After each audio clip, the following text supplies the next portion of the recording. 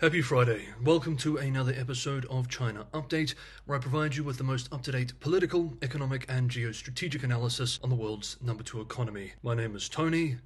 Let's jump in. The death of a teenage boy has ignited violent protests in the city of Puchang in the province of Shanghai, northwest China, earlier this week. Videos reveal chaotic scenes of protesters hurling objects at police, while officers retaliated with force, beating some demonstrators. Heavily armed police can be seen using batons, kicking protesters, and deploying tear gas to disperse the crowds. Now, there are much bloodier videos, however, these can be blocked on YouTube, so they won't be shown here. The unrest followed the death of a student, surnamed Dang, on the 2nd of January, described by authorities as an accidental fall from his school dormitory. Official statements suggest Dang had been involved in an altercation with another student that night, resolved by a school official. However, shortly afterward, his body was discovered at the base of the dormitory building.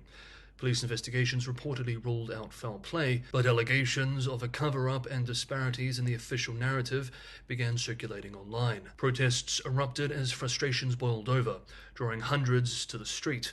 Demonstrators demanded transparency, alleging that Dang's injuries were inconsistent with official claims and that the family was denied a proper examination of his body. The situation intensified with accusations of bullying, a particularly sensitive issue in China, where recent student deaths have triggered public outcry. Social media videos show protesters mourning Dang's death with traditional rituals outside the school and clashing violently with police. Demonstrators stormed buildings, destroying property, and demanded answers while facing baton-wielding officials. Now, it's worth noting that this is heavily censored within the PRC itself, and this is just an isolated incident. This is not widespread. There are no copycat protests or inspired protests in different parts of the country that I've been able to see. It is just in this location. While this is noteworthy, we should not exaggerate its significance. The protests appear to have quelled earlier this week with a heightened police presence in Puchang. State media has remained silent, and Chinese social media platforms, of course, have been heavily censored. Authorities have urged the public to refrain from, quote, spreading rumors, end quote. Public demonstrations are not uncommon in China, but authorities have been particularly sensitive about them since the 2022 White Paper protests against COVID policies, which saw rare criticism against the party and of General Secretary Xi Jinping himself. These were also much more widespread and thus quite frightened the authorities. This incident does highlight simmering tensions, however, in China over transparency with local government and the handling of sensitive cases, issues that continue to challenge local authorities, but also, especially seen in combination with a surge in mass violent attacks over the past year or so, suggests that there is a deeper social frustration, likely linked in no small way to the poor state of the economy.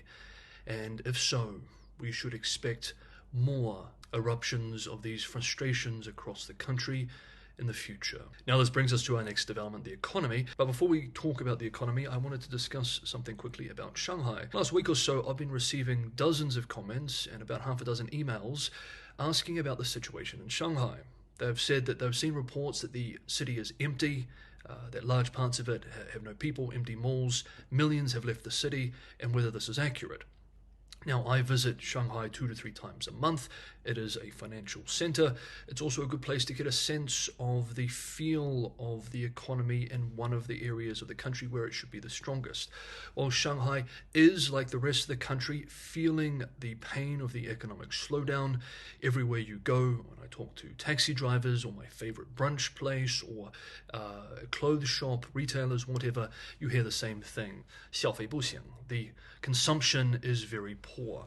So both anecdotally and in terms of the data itself, where we can look at things like retail sales as a proxy for consumption, consumption is down, the economy is hurting. The property market, though doing better, much better than poorer parts of the region, is still not in a good place. However, it is a gross exaggeration to say that millions of Shanghainese have left the city. Whenever I'm there, it is still relatively busy. Malls in the center of the city are not super busy, but they're not empty. You may find in the outskirts of the city, in some of the satellite cities, that there are some empty malls and there are some empty streets. But in Shanghai proper, the situation is fairly normal, just slower. As always, it is good to understand when the situation is concerning or poor, but not to exaggerate the situation, as this can blur our attempt to have a grounded and sober understanding of what's happening on the ground. And yes, there is a lot of negative economic news. We cover it almost every day on this channel. I do wish that we could have some positive news every once in a while. I know that some think that this is a channel that simply puts out negative stories every day, but that's not true at all. It's just the fact that the stories are negative and so we have to cover them. If there are positive stories, we'll cover those as well. But it's always important to understand these negative and poor stories in context, understand that it is a negative trend, but not exaggerate the situation. This is always, of course, very difficult to do, and I try my best to get the right balance here on the channel, and I appreciate you joining me as we all try and get an understand of this complex society going through a very difficult political, but especially economic transformation. It's going to be a big year for China in 2025, and if you want to be following along with all the action, make sure you're subscribed, hit the bell notification icon, and you'll be on top of the most up-to-date analysis as it's released. If you are enjoying this episode, don't forget the like button, and for those who want to go the extra mile and help me keep the channel financially sustainable, Patreon and Buy Me a Coffee links are in the description below. Now let's continue and move on to the economy. On Wednesday of this week, Beijing announced that it will expand its home appliance trade-in program this year to include dishwashers, water purifiers, microwave ovens, and rice cookers to boost consumption.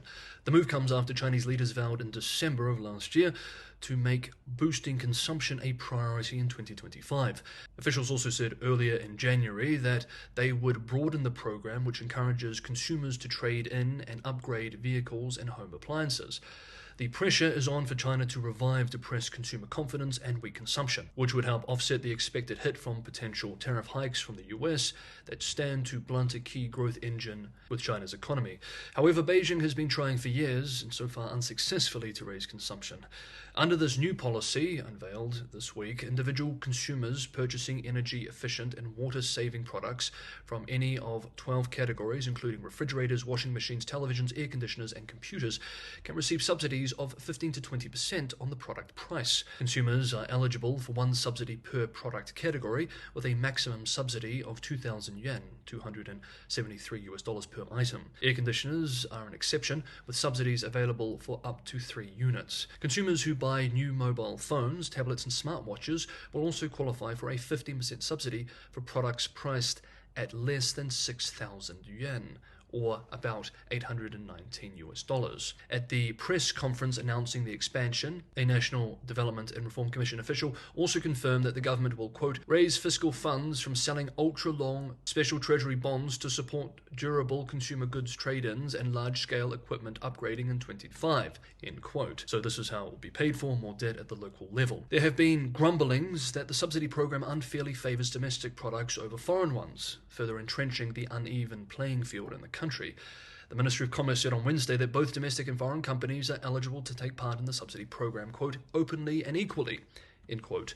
The scheme, however, made most top iPhone models ineligible, especially those from the iPhone 16 series released in September, because these premium headsets are priced above the 6,000 yuan threshold, whereas most domestic brands compete at the mid-range and low-range point of price just below the 6,000 yuan point. According to Counterpoint Research, this new policy puts Apple and other foreign premium handset vendors at a disadvantage in the world's biggest smartphone market, with Counterpoint senior analyst Ivan Lam expressing, quote, the subsidy policy is more beneficial for Chinese manufacturers as it aims to boost consumption on a large scale, end quote. Meanwhile, markets seemed unimpressed by the details of the program expansion, with benchmark indexes in both China and Hong Kong extending declines in early afternoon trading. And it's no surprise, many economists have criticized the new policy for being largely ineffective. Peking University professor of finance, Michael Pettis, for example, expressed on the new policy, quote, there are two separate issues here.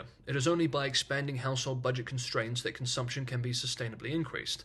But the other important issue is how these transfers are paid for.